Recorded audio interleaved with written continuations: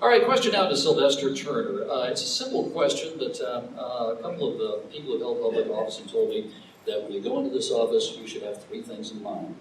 3 ideas, top 3 things you want to do, a to-do list in your first 90 days in office. Pretty simple question. Give us your to-do list, your top 3 items you want to do if you're elected mayor.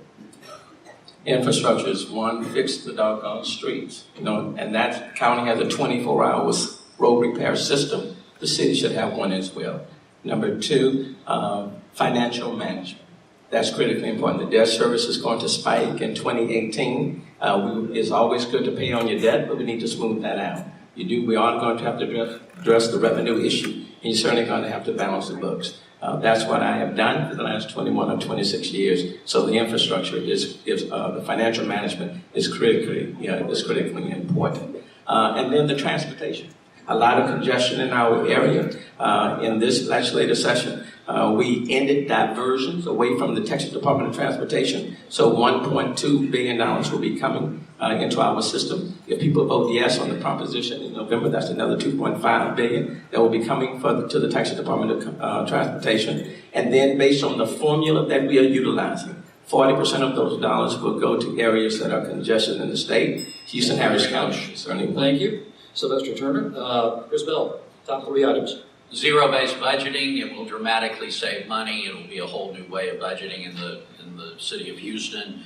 New pothole trucks, there are now pothole trucks that can be manned with 1 person. They can be trained in 2 days and fill small potholes in less than 5 minutes. We need a lot of those here in the city of Houston. And also the introduction of the city staff program, which would be the analysis of data, actually looking at response times, whether it's for garbage collection or police or fire or pothole abatement, and responding. Thank you very much, Chris Bell. Stephen Costello, top 3 items on your list. Just as I said earlier in my introduction, public safety, public infrastructure, and pension reform. If we don't do any of those, we are in serious trouble. And pension reform pays for most of those. And we need to make our community safe. We need to make our community infrastructure adequate for us on a daily basis. Adrian Garcia.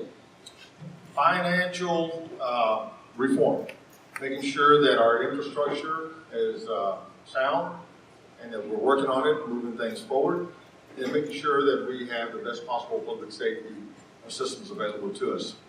Lead, manage, and reform, the 3 things that I'll start working on when I take office and serve as your mayor, to give you your permission.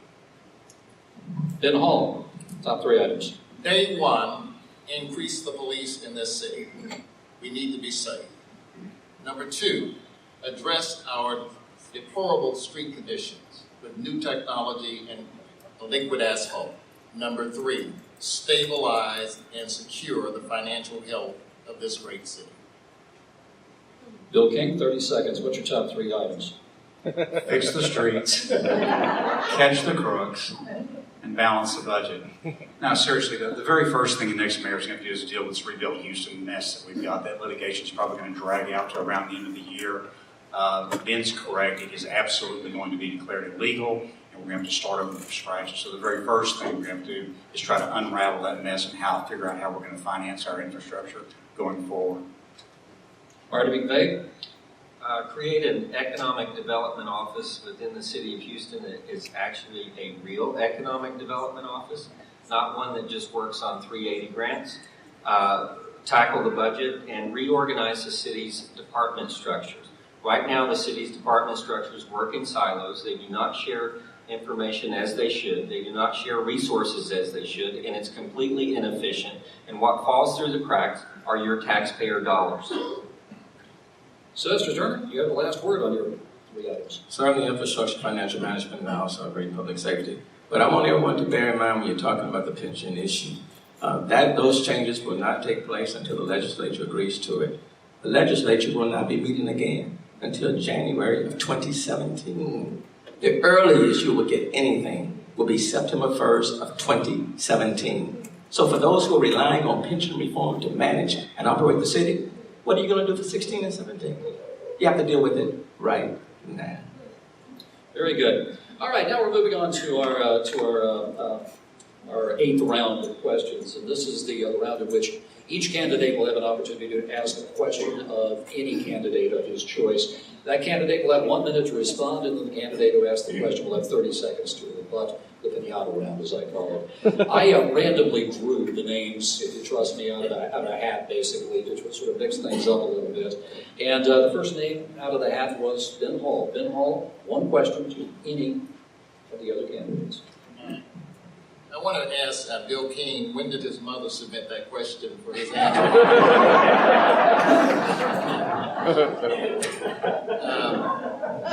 Seriously, I think I'd like to ask my friend Stephen Costello about the Rebuild Houston. Stephen, I want to know, is it true that Rebuild Houston dollars were used to pay for bike trails, bonuses for city employees, as well as salaries of city employees? So it's interesting, in 2012, I had a visit by Channel 2 News asking very similar questions. And we laid out exactly what happened when we created Rebuild Houston. We moved people out of the general fund who were doing street maintenance and signal maintenance, and we put them in the DDSRF fund, which is the storm sewer DDSRF fund. And we moved the revenue that was paying for their salaries, which is the Metro dollars. And Channel 2 looked at us after 5 minutes and said, oh, I don't have a story. This program, again, 375 projects, $3 million annually, lowered the debt by $350 million with less staff in 4 short years. This is a good program. Can it be modified and implemented better? Yes. Engage our oversight committee to report directly to the mayor, and engage our district council members to advocate for this program because it is a good program. All right, Ben Hall, you have 30 seconds to respond. Stephen, you know this is not true. You did not answer the question. Number one, I asked you about bike trails, and yes, it was used for bike trails. I asked you about bonuses, and yes, it was used for bonuses. And then I asked you about salaries, and yes, it was used for salaries. None of these voters was told that that money would be used that way, and it's wrong. It's understandable, however, that the engineering community supports you for re-election because the drainage-free money has been spent by and paid to them. It's wrong to mislead voters that way. All right. Stephen Costello, your turn. Ask a question. Actually, my question is for Bill King. Bill and I obviously disagree totally with the resolution and solution to pension reform. I firmly believe that we need to limit our COLAs to our legacy members, and I also believe that we need to freeze our drop program via local control. Your question. So my question to Bill is, what is your solution to solving the pension costs of the city of Houston and the legacy members that are in the plan? As I said before, and I've written this extensively in my columns, I've laid out a detailed plan on how to do this. The first thing you do is you stop digging the hole by moving all new employees to defined contribution plans. The second thing you do is offer cash discounts to people in the plan. And thirdly, you refinance the balance over a very long period of time, and you will be able to refinance it from the current 8.5% we're paying down to 3.5%. Let me tell you the danger about freezing the drop program. A full third of our police officers are currently in the drop program, and if you suddenly freeze that program, I think you will see a mass exodus out of the police department. You absolutely cannot do that. It is not responsible. Stephen Costello, you have 30 seconds to respond. So our current municipal employees hired since 2008 do not have COLAs, do not have a drop program. Why should not apply to all members? I don't believe in raising taxes. We don't have the cash for buyout, and we don't have the debt capacity to debt finance for pension reform. That is a bad plan. All right, the next questioner will be Chris Bell. Chris Bell, ask a question of anyone else at the table. Well, there's been an elephant in the room for quite some time, and since there are a lot of elephants in the room this evening, my question is for Adrian Garcia. Last year, we learned that a mentally ill inmate in your jail had been locked in solitary confinement for weeks in truly disgusting conditions. You claimed at that time you did not know, but your chief deputy now says he told you a year earlier and you chose to do nothing. My question is this: is your handpicked deputy lying? And if he is, and you really had no idea that about this kind of abuse in your jail, how can voters trust you to manage the entire city? Thank you, Chris. And let me just tell you. You are welcome. You know, throughout my time as sheriff, I took action on a lot of things. Took action on a lot of tough and complicated and challenging issues. When I found out about this issue, I took action, made sure that things that had happened were addressed, and made sure that the people who were responsible were held accountable. And I took action. And so it is, you know, when I dealt with this, I dealt with it, found out about it, I dealt with it, made sure that it wouldn't happen again. But you know, you have people in charge.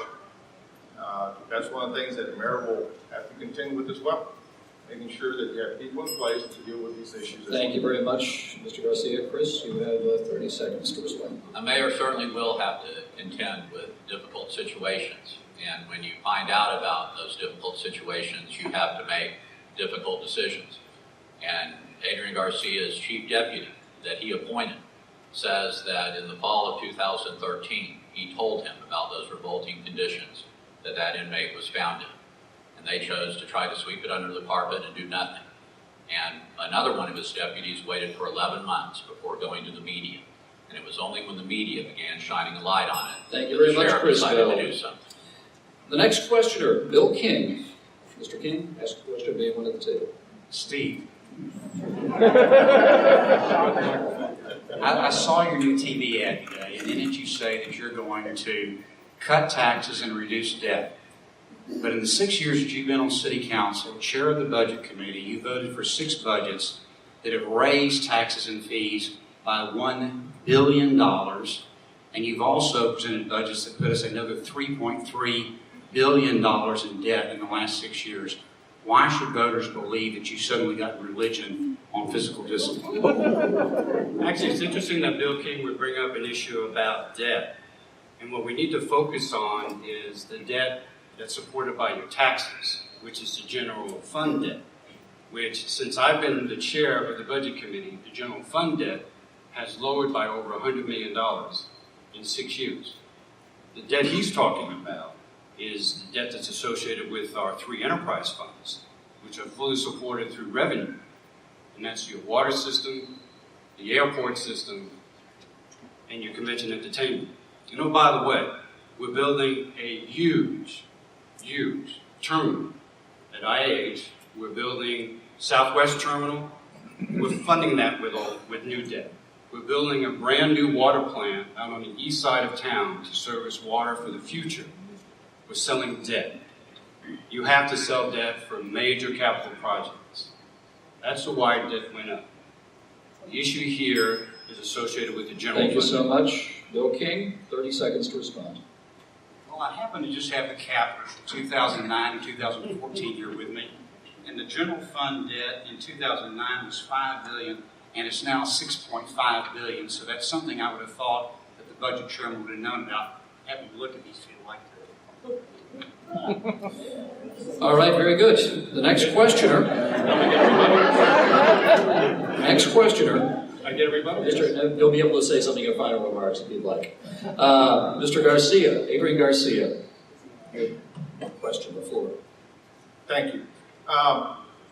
Steve. I guess I'm the piano today. No, you mentioned you're an engineer, you've been in business since '91, and you acknowledge that the permitting process is something that is onerous and slow and not working well. If you would, 2 or 3 things that you've done to.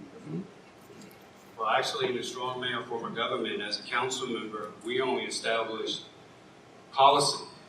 We do not get to implement the administrative role of the city of Houston. But that's why I'm running to be mayor, so that I can make those changes. Who better to make those changes in the permit department than someone who has experienced the frustrations in the permit department for nearly 30 years. That's why I'm running. And I look forward to making those changes in the future. Thank you, Ricky. Adrian Garcia, 30 seconds to respond if you'd like. You know, when I was a council member, there was not a construction mitigation program when small businesses in my district were being afflicted because of a reconstruction project that occurred. That program is now living today on the metro expansion. Businesses are using it. I led it. It didn't happen. I put it in action. All right, the next questioner, Marty McVeigh. Ask a question of anyone at the table. Well, I too saw Steve's commercial today. So hello, Costello. With the issues with the Rebuild Houston and the language that the Supreme Court has ruled on, what would you do differently to change the program and the wording that was placed on the ballot by the voters, for the voters? I think everyone is assuming that the city's going to lose. I mean, this is going to be in the court system for quite some time. And what we hope to accomplish, and what I plan to do as your next mayor, is to make sure that this program is successful and to prove to you that this is the right way, the conservative way, to do municipal financing for infrastructure for the city of Houston.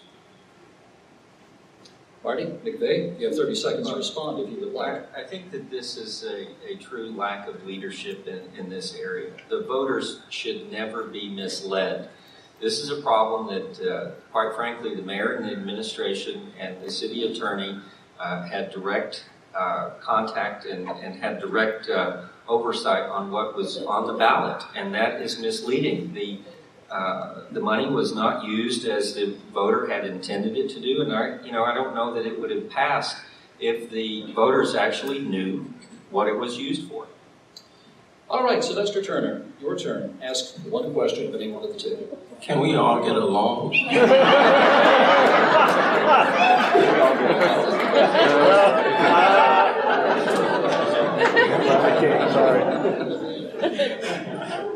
Steve, I love you. I got the microphone right. I really do. I do love you. But Bill.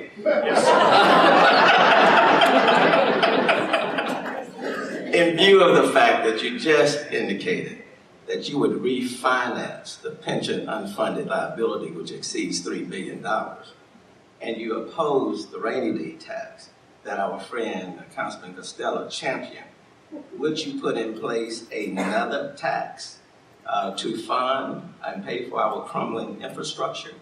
Or would you add to the growing debt that you have indicated that you're adding to by providing additional bonds? Which one? Yeah. So I have no problem with borrowing money for building long-term assets with it. That's something every business does every day. We did infrastructure the same way for 180 years in this city. And that is that we had bond elections. And we told people exactly what projects were going to be done and how much was going to be spent on them, and the people made the decision. What we have now are a bunch of City Hall insiders and bureaucrats down there making decisions about projects. And I'll tell you one that you all know about.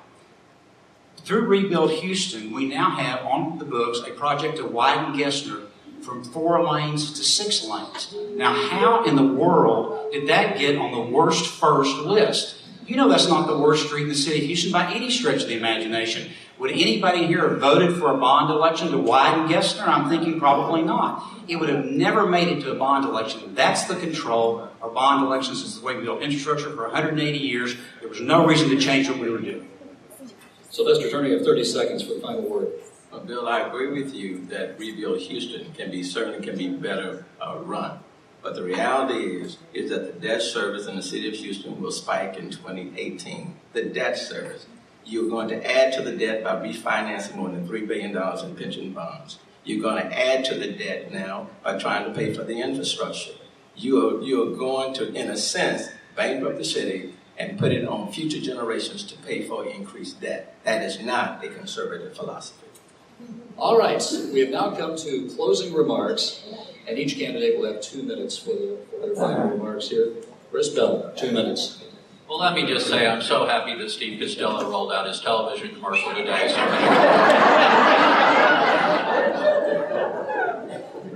I really do appreciate the invitation to be here.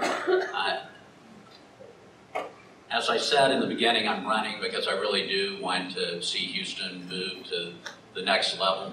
As I also said, I get tired of hearing people say I want to make Houston a world-class city. I think we are a world-class city. We just need to start acting like it. And that means a willingness to modernize. And cities that are moving forward in this day and age have fully embraced the amazing advancements in technology. And they're allowing cities to do things that were unimaginable back in the days when I was serving on city council. And I think with the right leadership that we can move in that direction. And it's not all about computers. It's also about what you do with the data. We watched the Houston Astros go from being one of the worst teams in Major League Baseball to one of the best teams this year. They did that primarily by analyzing data. And so what I call this is Moneyball for government. Let's look at the data, let's look at what the various departments are doing, and let's respond to it. And I assure you that it will greatly improve our city services. I have never made a secret of my party alignment. In fact, a lot of people have complimented me because I don't say one thing on one side of town and something different on the other side of town. What I've also said throughout my political career, and I've always had support from both Democrats and Republicans, is listen to what I have to say. And if you agree with me, support my candidacy. I'd love to have your support together. We'll build a better Houston. Thanks a lot for the invitation to be here. Thank you, Chris Bell. Stephen Rocky Balboa Costello, 2 minutes. Well, I should have rolled out the commercial tomorrow. Many of you don't know my story, and Debbie and I, we are the classic Houston story. She and I came here in the mid-'70s, two 20-year-olds. She was 6 months pregnant with our first son. We had $500 and a Pinto with no air conditioning. And now you fast forward 40 plus years. And I'm a city council member, co-founder of a successful engineering company that employs over 140 people here in Houston. And I'm running for mayor. That's an incredible story for two young kids coming from the East Coast to have an opportunity here in the great city of Houston. Why am I running? I'm running to give back to the city of Houston what the city of Houston has given to us. We truly believe that we're giving back to the city. I'm not running to be your mayor to put it on my resume. This is my last job. And after I'm done being your mayor, and after I'm done making this city better tomorrow than it is today, I'll go back doing what I do best. I'm going to be a grandfather. I have two lovely granddaughters, and I tell everybody that God punished Debbie because she had to raise a husband and two sons, but then blessed her with two granddaughters. And that's what we'll do. We'll say thank you to the city of Houston, and we'll move on. And that's who you need to elect for the mayor. You need to elect someone who's willing to give back to the community, who really thinks that we can make it better. And not criticize the past, but move forward and make changes for the future. My name is Stephen Costello. I want to give back to the city of Houston, and I respectfully ask for your support as mayor. Thank you. Thank you, Stephen Costello. Adrian Garcia, 2 minutes. Thank you so much, and I again want to thank everyone who was involved in organizing tonight's event, and I want to thank you all for participating here as well. You know, this town's been good to me. Grew up not speaking English. My family came here in 1959 and it embraced us and gave me the opportunity to have my own beautiful family, and I'm joined here by my wife and my incredible daughter. And the future of Houston is bright. I remember sitting in the first conversation that I ever attended with Dr. Kleinberg talking about the future of Houston. That was 25 years ago. And he painted a picture of Houston becoming the next Silicon Valley and then many other things. But he also talked about the challenges that were before us. Now, I've had the opportunity to work for you for 35 years as a police officer, as a member of council, as your sheriff. But the experience of being in that front seat of that patrol car has stayed with me throughout my career, because from the front seat of a patrol car, you get to see where government fails. You get to feel the streets as you're driving around. You get to see neighborhoods that have been challenged, businesses have been closed, homes that are left abandoned. And so, as your sheriff, I've led, managed, and reformed an organization, moved it into the 21st century, protected you, and also saved you over $200 million of your money. I'm Adrian Garcia. I want to roll my sleeves back up for you. I want to continue to work for you.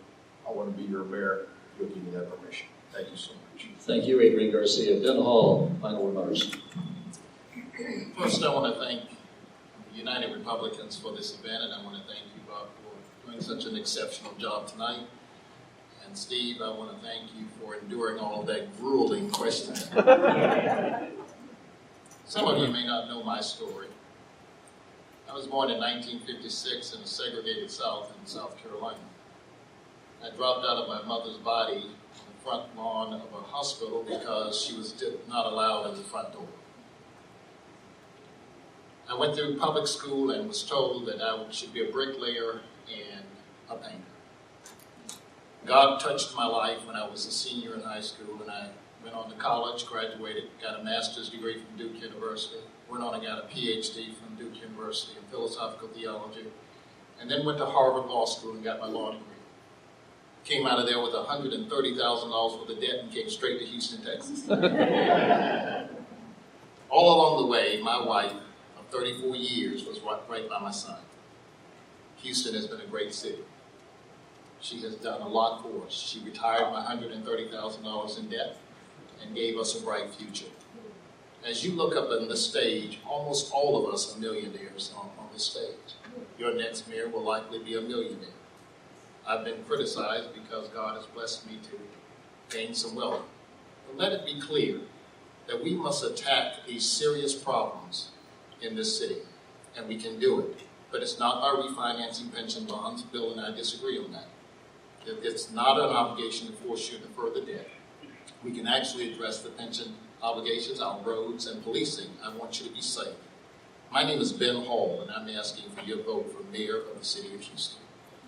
Thank you, Ben Hall. Bill King, 2 minutes for final remarks. So I have this friend who was keeping her grandson over the last holiday season. He was about 9 years old. And they were running some errands, and she was taking her property tax check down to the post office to make sure it got postmarked by December 31st. And the little boy asked what they were doing. She said, I'm going to pay my property taxes. And she thought, well, this is a chance to do a little civic lesson. You know, we pay property taxes. No, ma'am, I don't. She said, well, you know, we use that to hire police officers, to build school, and to fix our streets. And about that time, bam, they hit one of our 4,000 potholes. And the little boy looks at his grandmother and he says, you know, Grandma, I think you need to get some of your money back. You know, the scripture says from the mouth of babes, listen, we all intuitively know that we're not getting what we're paying for right now. In the last 6 years, the city has raised taxes and fees by $1 billion. They're taking in $1 billion more in revenue than they were in 2009. Since 2009, the city has gone $3.3 billion further in debt. About $1 billion of that's more what we owe to the pension funds. What do we have to show for it? We have streets that I'm embarrassed for out-of-town guests to drive down. We have a police department that won't come when you call and say you've been burglarized. You've got a police department that won't patrol neighborhoods. So we have neighborhoods all over the city collecting up money to hire constables. Thank you, Constable Heath, for helping us out with that. And private security, because they can't get HPD patrol, notwithstanding the fact that we're sending these millions and millions of dollars down to City Hall. Look, it's time we get the city back to basics. We need to fix the streets, catch the crooks, and balance the budget. And I'm asking you to help me get down to the mayor's office so I can do that. Thank you, Bill King. Marty McVeigh, 2 minutes for final remarks. Thank you. I like the opportunity. I want the opportunity to get to know you. I'm not a career politician. I'm not the same old that you've had over the last few decades. I'm a new candidate. This is not my last stop. This is my first stop. And I intend to be with you for the next 25 or 30 years in some form or fashion. I come out of the private sector and give my life to the public sector. I do that because I believe in this city. I believe in Houston. I believe in returning what I owe to the city of Houston. It's been that good to me. and I appreciate it. And I think that all the men that are on this stage, and I know them all, and some more than others, they're good men, and they all love the city of Houston. So I think that this race is really about ideas and how we're going to fix our budget and where are we going to go from here. It's not a blame game. It's not more of the same. It's where do we fall on the side of the fence of either disaster, financial disaster, or we fall under opportunity. We have to balance the budget. We have to get our finances in order, and we have to invest in our city and our future.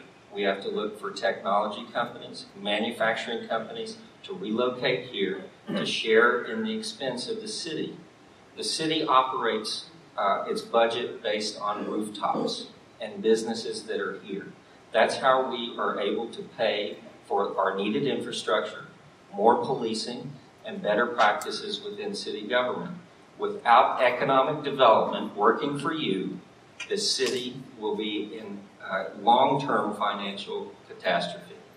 It can be avoided, but we must take the opportunity and invest in our city. Thank you very much, Marty McVeigh. Sylvester Turner, 2 minutes for final remarks. Thank you. I grew up in the city in District A in Waters Means. Neither one of my parents graduated from high school, but I don't say that in a negative way because they did an outstanding job in rearing 9 kids. A kid growing up on the north side, I took the bus and went downtown as a getaway, so to speak, and would walk up and down Main Street, Travis and Louisiana, and look at those tall buildings. I did that quite a bit when I was 13, 14, 15 years old in the city. And I said to myself, one of these days, I want my office to be in one of those buildings. But I got enough money, I stopped at Woolworths, got me a hamburger, some fries, and a Coke, and continued to walk down Travis, Louisiana, and Maine. I graduated from Klein High School, valedictorian, went to University of Houston, graduated with honors, went to Harvard, came back, started working at Fulbright and Jaworski's law firm. And now for the last 32 years, the firm in which I'm a partner has been downtown, primarily because I was that little kid walking up and down Louisiana and Travis. This is a city where if you dream big, things can come true. If you work hard, things can come true. In the legislature, I've been very blessed. I've worked with Democrats and Republicans. I've done better working with Republicans in the Texas House. I've been on the Appropriations Committee for 21 or 26 years. When we were facing budget deficits, they called on me to be at the budget table. And I've been there, and I've done that job. I've done zero-based budgeting and done it well. I've done performance audits and done it well. And at the same time, I've continued to run my business and my title company. I've been blessed. I've been a member of my church for 25 years. I believe in the principle to whom much is given, much is required.